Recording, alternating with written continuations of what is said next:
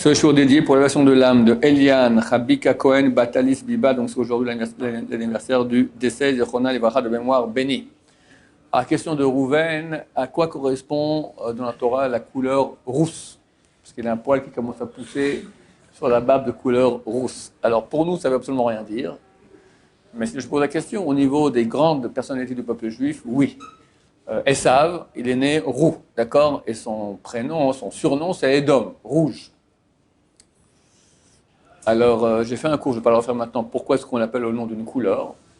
En deux mots, parce que le trait plus caractéristique du monde occidental, c'est la superficialité, le look. Le look, le premier que tu vois, c'est la couleur. D'accord? C'est même avant la texture de la chose, c'est la couleur, c'est quelque chose qui touche les yeux. Surtout si c'est une couleur rouge vive, d'accord? Ça touche beaucoup les yeux. La loi de Tzniut, une femme juive ne doit pas aller avec des habits rouges vifs, parce que ça attire les yeux.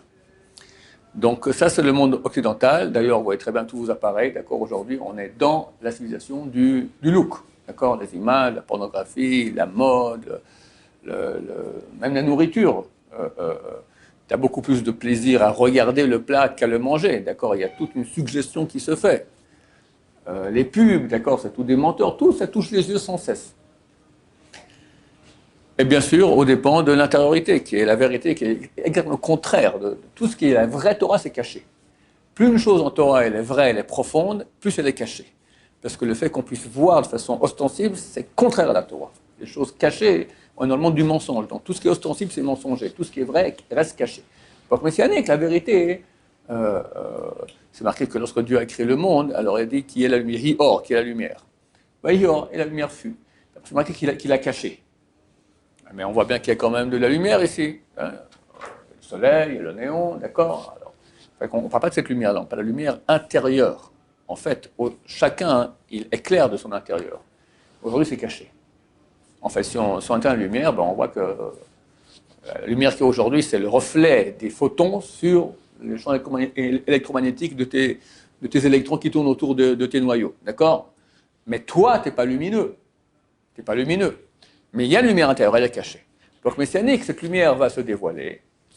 Et dès lors, il n'y aura que la vérité. Et donc, on pourra avoir les secrets de la Torah, ce qu'on appelle ces choses profondes, qui seront dévoilées à tous. C'est pour très bientôt avec l'aide de Dieu. Pour le moment, c'est caché. Maintenant, pourquoi Esav Edom, il est rouge? Roux. Parce qu'il était sanguinaire. Exactement, il avait le malheur aussi. J'explique aussi le rapport qu'il y a entre les deux. Yitzhak bénit son fils Esav, Al-Chabecha Tirye, tu vivras sur ton épée. Tu vois que ça on touche un peu l'actualité, d'accord? L'Amérique aujourd'hui, elle est en très mauvaise posture. Avec l'Iran, ils ne savent pas si on va l'attaquer ou pas. Avec la Corée du Nord, ils vont même bien pouvoir l'attaquer. La Chine, aujourd'hui, c'est peut-être le pays le plus riche au monde. Ils ont des tonnes d'or physique. Des milliers de tonnes d'or physique chez eux. Ils sont riches. Et l'Amérique est super endettée. Comment on règle ce problème? À la Esav. Tu vivras sur ton épée. On amène des porte-avions, on fait ta par-ci par-là, boum, boum, boum, et tout le problème est réglé. C'est comme ça qu'on fait tout. Très souvent, d'ailleurs, la Russie, avec qui d'autres, je crois l'Iran et d'autres, ou la Chine, voulaient aujourd'hui, toutes les affaires se font, ça passe par le dollar. Ils voulaient changer ça. Eh bien, l'Amérique avait amené ses porte-avions, et ils ont réglé le problème. Je ne sais plus comment ça s'est fait exactement, mais c'est manu militari. Ça se fait par. C'est ça la technique de Esav. Maintenant, Yitzhak pensait que Esav c'était un tzaddik. Comment il a cru une chose pareille? Alors en fait, il faut comprendre au niveau mystique.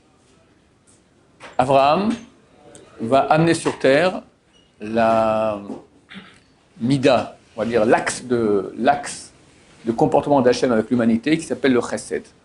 Titen chesed l'Abraham. Yitzhak, c'est le din. On sait que c'est la rigueur céleste. Abraham faisait beaucoup de chesed, il invitait les gens, etc. Il prie pour Sodome, c'est tous des Rechaim, qu'il n'y ait aucun qui meurt. Il est super dans le chesed. Yitzhak, il est extrêmement dans la retenue. Il accepte de se faire égorger. D'accord? C'est le din, on appelle cela. La retenue, c'est le din. Maintenant, au niveau mystique, de ces deux sources, provient une troisième qui s'appelle Emet. Emet. Et qui c'est? Titen Emet le Yaakov. Tu donneras la vérité à Yaakov. Mais en fait, au niveau kabbalistique, le Emet se sépare en deux. Tu as un Emet qui est côté Abraham, Rahamim, miséricorde, et tu as un Emet qui est côté Yitzhak, qui est dans le Emet, mais un côté plus dur, un côté qui est din aussi, qui est rigueur céleste. Yaakov a hérité du côté Abraham. Esav, il a hérité du côté Yitzhak, parce que Yitzhak, il aime Esav, parce qu'il fait partie du même camp, du din. Il dit, ok, Yaakov, tu es un tzaddik, mais toi, tu es dans l'attente, tu lis la Torah, tu n'es pas confronté au mal. Mon fils Esav se confronte au mal, il va dans les champs, etc. Il est confronté au mal, c'est ça la grandeur. Et c'est vrai que si Esav avait réussi sa mission de confrontation avec le mal et de ne pas tomber dans le panneau, il serait beaucoup plus haut que Yaakov. Parce que c'est beaucoup plus grand d'être confronté au mal et de s'en sortir victorieux plutôt que de ne pas être confronté du tout. Oui. Dans ce cas-là, l'épreuve avec David Ameller est beaucoup diminuée parce que David Ameller, le mal auquel il était confronté, c'était parmi le peuple juif. Un moment. Alors, maintenant, Esav, il a raté son épreuve. Alors, on n'a plus que 3 personnes, Abraham, Yitzhak et Yaakov. Mais c'est branlant. Parce que pour que une table puisse être bien assise, il faut 4 pieds. On appelle ça les 4 roues de la Merkava, les 4 roues du chariot divin. Qui est la 4e roue? Le roi David, qui va remplacer maintenant Esav dans la même place. Il est roue, c'est-à-dire qu'il est sanguinaire. Il est attiré, il est confronté au mal. Bathsheba, l'adultère, l'assassinat, d'accord, c'est quelqu'un qui ressemble dans tout à Esav, mais il a réussi. L'adultère n'est pas un vrai adultère. Même pour le non-adultère qu'il a fait, il fait une tchouva colossale. C'est un vrai serviteur de Dieu. Les guerres qu'il a fait, c'est les guerres de Dieu. Donc il a réussi dans le rôle de Esav, ce que Esav a raté. C'est vrai que lui devient la 4e roue du chariot divin. Et en cela, c'est peut-être bien d'avoir un poil roux dans la barbe. Oui. Vous avez dit que Esav devait être plus grand que Yaakov. Oui. Et comme c'est David Ameller qui a remplacé Esav, est-ce que David Ameller est plus grand que Yaakov? Il a un aspect qui est plus grand que Yaakov, que c'est marqué dans le traité Psachim qu'à la fin des temps, Dieu fait un grand repas pour tous les tzadikim de tous les temps. À la fin du repas, on fait le zimoun. Si on donne le verre, quelqu'un fait le zimoun, d'accord? Alors, à qui on donne? C'est marqué qu'on donne, dans la race, c'est marqué qu'on donne le verre à la personne la plus méritante de l'assistance. Alors, tout le monde va se poser la question, à qui on donne? On va dire, on a tous qui bout d'avec, il faut honorer notre père. C'est qui notre père? Adam. Adam dira, je ne peux pas, moi je vais pécher. Je suis originel à cause de moi, il y a eu 6000 ans de souffrance dans le monde, je ne peux pas prendre. Bon, alors on dira à qui? Le 2e père de toute humanité, c'est qui? Noach. Il dit, je ne peux pas. Il y a eu le déluge à mon époque, j'aurais dû faire plus pour eux, faire tchouva, prier, etc. Je ne prends pas le verre. Alors Abraham, qui est notre père à nous, de la nation juive, il dit, oui, mais aussi de Ishmaël. Je ne peux pas prendre le verre, la honte, l'archouma. D'accord? On dira alors Yitzhak. Et moi, il y a Hitler, Adolf Hitler, ma gematria Esav, d'accord? Bon, Yaakov. Oui, mais moi, je me marie avec 2 sœurs. Rachel et Léa. Et ça, c'est sur Karet. La Torah interdit ça, j'ai honte. L'archouma, d'accord? Moshe, il dira, moi aussi, je ne sais plus comment il dit. Ou bien il dit, j'ai frappé le rocher. Aussi, je suis un mamzer. D'après la Torah, je suis un mamzer. Parce que ma mère, c'est la tante de mon père. Ils sont Karet aussi. D'accord? C'est avant que la Torah ait été donnée. Donc, il n'est pas mamzer. Mais néanmoins, à la fin, on arrive au roi David. Hein? Lui aussi, il a péché. Bien sûr, Dieu a dit de ne pas avoir beaucoup de chevaux, beaucoup de femmes. Il a beaucoup de chevaux, beaucoup de femmes. Bon, il a péché aussi. Yosef, la Gemara ne le cite pas, mais bien, c'est marqué qu'il y a quand même 10 gouttes de sperme qui sont sorties. À cause de cela, il y a eu le diaroug et Malchut. On est chez le roi David. Le roi David, il dira, moi j'ai péché. Terrible! Il va sur le toit. C'est quoi son histoire de David? Vous connaissez l'histoire? Hein? Avec Bathsheba. Il dit, pourquoi est-ce qu'on dit dans la prière Eloké Abraham, Eloké Yitzhak, Eloké Yaakov, et pas Eloké David? Je suis la 4e roue, donc j'existe. Alors Dieu lui répond, eux je les ai testés, ils ont réussi, toi je ne t'ai pas testé. Il teste-moi. Il dit, tu ne tiendras pas. Teste-moi quand même. Bon, alors je te teste, je te dis quand et sur quel sujet. Aujourd'hui avec une femme. Elle est belle. Il s'enferme, cadenasse tout, il a 18 femmes. Il les amène toutes et en pleine journée, il a des relations avec elles. Du genre, il en peut plus, même si eux, il ne peut pas, d'accord? Et le soir, il va faire un tour sur le toit de sa maison. Et Chazal dit, il a oublié un principe super sacro-saint que dit la Gemara à 2 endroits. Ever Katan Eshba Adam, il y a un petit organe chez l'homme. Celui qui le satisfait, il est rassasié. Celui qui le rassasie, il est satisfait. Et j'en crois, plus je vais faire, moins j'aurai envie. C'est exactement le contraire. Tout ce qui est plaisir physique, plus t'en as, plus t'en veux. C'est comme de l'eau salée.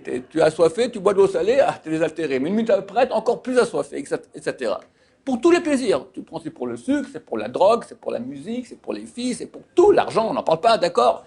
Toutes ces choses-là qui donnent un plaisir physique, plus t'en as, plus t'en veux. Alors lui, là, il en a eu plein. Et il a cru qu'il allait le rassasier. Et il voit Bathsheba. Elle prend une douche sous elle a mis une bassine pour être cachée. Vient un oiseau, le Yetzer Hara se déguise en oiseau, qui commence à faire, qui se pose sur le tonneau qu'elle a mis sur elle. Alors David il prend une flèche et il vise comme ça dans l'oiseau et ça rentre dans le tonneau et ça le perce, il s'éclate. Et Madame apparaît et dit oh là là, et il l'invite à boire un pot et il y a une relation avec elle. Alors elle n'est pas adultère parce que tous les soldats du roi David avant de partir en guerre donnaient un acte de divorce à leur femme parce qu'en cas où ils sont portés disparus, comme ça la femme peut se remarier. Donc elle était permise. Mais c'est pas joli. David dira, c'est horrible, pas joli, c'est horrible ce que j'ai fait. Agmara dit, pourquoi il a fait ça? Il dit, Dieu a voulu que je rate le test. Je vais être effronté, je vais réussir. Il dit à Dieu, Dieu, tu sais que j'aurais pu retenir mon Yetzer Hara. Mais j'ai voulu exprès tomber pour pas te désobéir. Et, c'est pas maintenant, c'est pas le Agmara, mais d'autres aussi disent qu'il a fait ça aussi pour montrer l'exemple de la tchouva au monde. Que les gens puissent dire, moi je fais tellement de péchés, comment Dieu peut me pardonner? Comment il peut te pardonner? Regarde, le roi David! Le Mashiach, de lui est descendu le Mashiach, c'est même la même âme qui revient dans le Mashiach. Il a péché. Alors il prend le verre, il dit, j'ai péché, mais j'ai fait tchouva. Et à moi, il sied de prendre le verre. Il prend le verre, c'est lui qui fait le zimoun. Donc il a un niveau plus haut que Yaakov, à ce titre. En tout cas, en royauté, il est plus haut. Yaakov, c'est notre père, c'est extraordinaire, Émet, d'accord. Mais la royauté, c'était donné au roi David et sa descendance. Des questions encore là-dessus, messieurs? Oui.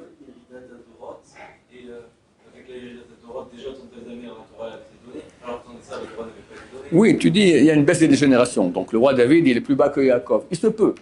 Mais on sait que Dieu juge la valeur de quelqu'un, pas au niveau absolu, mais au niveau comparatif par rapport à sa génération. Et il se peut aussi qu'il a amené des âmes spéciales. Tu vois que Baba Salé, c'est pas du tout adapté à notre génération. Des fois, il y a des très très grandes âmes qui viennent et ils font des trucs tout à fait anormaux, complètement fous, d'accord? Ils viennent de générations passées, c'est des très grandes âmes qui viennent pour aider l'humanité. Ça se peut que le roi David, c'était comme ça. On ne sait pas, je ne sais pas à quel niveau il était. En tout cas, il y a un aspect par lequel on voit qu'il est plus grand. D'autres questions? Baruch Hashem, qu'on puisse bientôt participer au repas des tzadikim à la fin des temps. Baruch Adonai, l'olam, amen va amen.